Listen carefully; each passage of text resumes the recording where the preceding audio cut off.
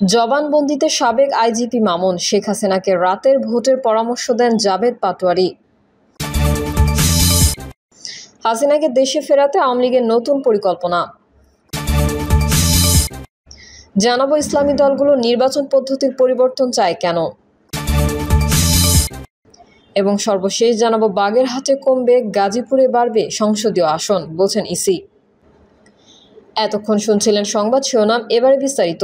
তবে তার আগে অনুরোধ থাকবে আমাদের চ্যানেলটি সাবস্ক্রাইব করে বেল আইকনটি ক্লিক করুন। জবানবন্দিতে সাবেক আইজিপি মামুন, শেখ হাসিনাকে রাতের ভোটের পরামর্শ দেন জাবেদ পাটোয়ারি। 2018 সালে নির্বাচনের রাতেই বাক্সে 50% ব্যালট রাখতে শেখ হাসিনাকে পরামর্শ দিয়েছিলেন তৎকালীন আইজিপি জাবেদ পাটোয়ারি। পরে সরকারের পক্ষ থেকে মাঠ পর্যায়ে বাক্সে ব্যালট রাখার নির্দেশনা দেওয়া হয়।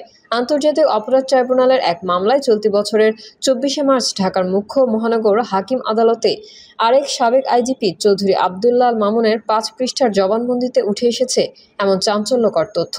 জবানবন্দিতে তিনি জানান, গুম, নির্যাতন ও ক্রসফায়ারের সিরিয়াস নির্দেশনা আসত প্রধানমন্ত্রীর দপ্তর থেকে। সরাসরি নির্দেশনা দিতেন প্রধানমন্ত্রীর সামরিক উপদেষ্টা মেজর জেনারেল তারিক সিদ্দিকী। এসব কার্যক্রমের অনেক কিছুই পুলিশের সর্বোচ্চ পদে থেকেও তার অজানা থাকত।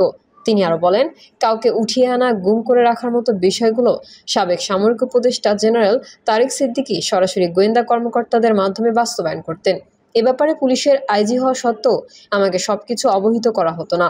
ব্যারিস্টার আরমানের টাস্কফোর্স ইন্টেলিজেন্স সেলে বন্দী থাকার বিষয়টিও জবানবন্দিতে উল্লেখ করেছেন সাবেক এই শীর্ষ পুলিশ কর্মকর্তা। আদালতে দেওয়া জবানবন্দিতে মামুন বলেন, ঢাকা মহানগর পুলিশের গোয়েন্দা শাখার সাবেক প্রধান মোহাম্মদ হারুনুর রশিদকে জিন বলে ডাকতেন সাবেক স্বরাষ্ট্রমন্ত্রী আসাদুজ্জামান খান কামাল, কেননা রাজনৈতিক সিদ্ধান্ত বাস্তবায়নে কার্যকর মনে করা হতো তাকে। তিনি আরও বলেন, রাজনৈতিকভাবেই সিদ্ধান্ত নিয়েই জুলাই আন্দোলন দমনে ব্যবহৃত হয় মরণাস্ত্র ও হেলিকপ্টার থেকে গুলি। শেখ হাসিনার নির্দেশনার কথা সে সময় পুলিশ প্রধানকে সরাসরি জানান তৎকালীন স্বরাষ্ট্রমন্ত্রী আসাদুজ্জামান খান। শেখ হাসিনার নির্দেশনার কথা সে সময় পুলিশ প্রধানকে সরাসরি জানান তৎকালীন স্বরাষ্ট্রমন্ত্রী আসাদুজ্জামান খান কামাল। আন্দোলন দমনের পরিকল্পনা হতো প্রতি রাতের বৈঠকে। হাসিনাকে দেশে ফেরাতে আওয়ামী লীগের নতুন পরিকল্পনা। গত বছরের 8ই আগস্ট ডক্টর মোহাম্মদ ইউনূসের নেতৃত্বে অন্তর্বর্তীকালীন সরকার গঠনের পর থেকেই চলছিল একের পর এক ষড়যন্ত্র। নানামুখী অপতৎপরতার মাধ্যমে নতুন সরকারকে ব্যর্থ করার সর্বাত্মক প্রচেষ্টা চালিয়েছিল পরাজিত শক্তি। সব ধরনের পরিকল্পনা ব্যর্থ হওয়ার পর নতুন করে সক্রিয় হয়ে উঠেছে কার্যত নিষিদ্ধদল আওয়ামী লীগ।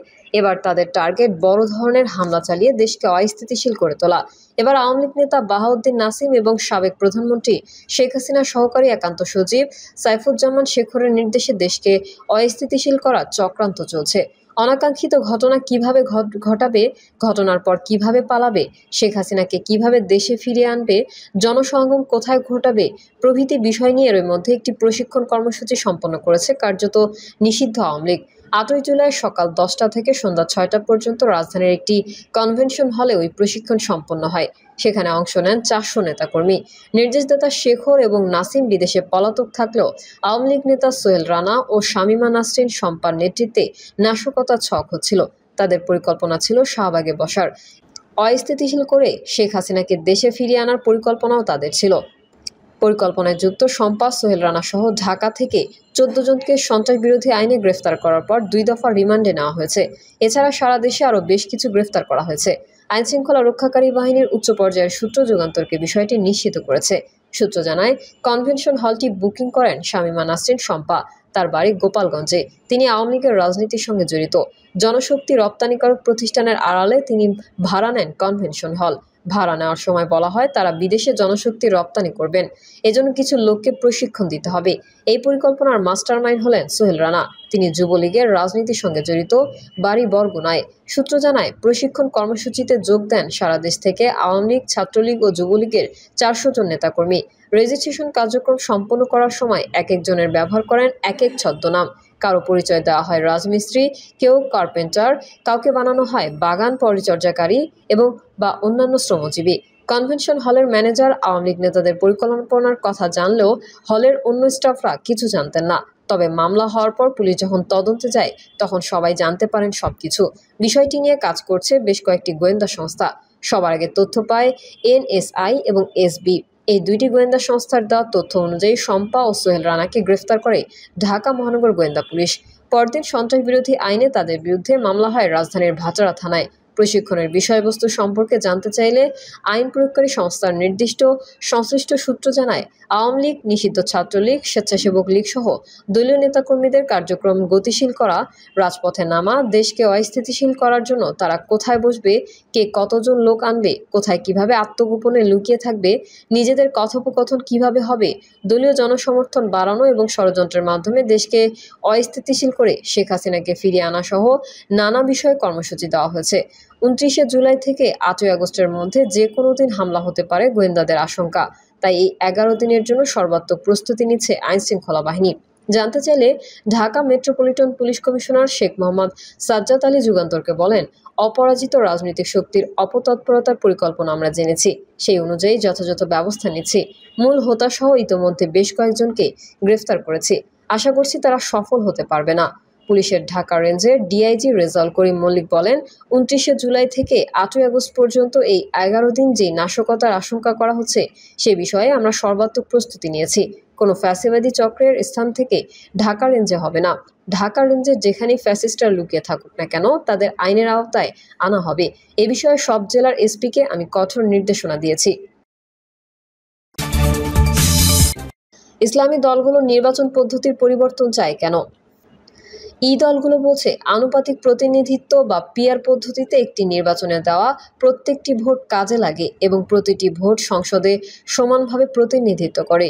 তাছাড়া একটি নির্বাচনে প্রদত্ত ভোটের সংখ্যা ও হারের ভিত্তিতে সংসদে আসন বণ্টন হয়। জামায়াতের আমির শফিকুর রহমান বলেন, এই পদ্ধতিতে স্বৈরাচার বা কর্তৃত্ববাদী হওয়ার সুযোগ নেই, কিন্তু সরাসরি ভোটের ব্যবস্থায় কোনো দল 51% ভোট পেয়ে যদি সরকার গঠন করে, ওই দল তখন 50% ভোট পাওয়ার অন্য দলগুলোকে বাদ দিয়ে একক আধিপত্য বিস্তার করে। সেজন্য তারা এই পরিবর্তন চান। কিন্তু এখন পদ্ধতি পরিবর্তনের দাবি তোলার পেছনে নির্বাচন প্রলম্বিত করা বা অন্য কোনো উদ্দেশ্য থাকতে পারে বলে বিএনপি সহ বিভিন্ন দল যেসব অভিযোগ করছে সেই অভিযোগ মানতে রাজি নন জামায়াতের আমির।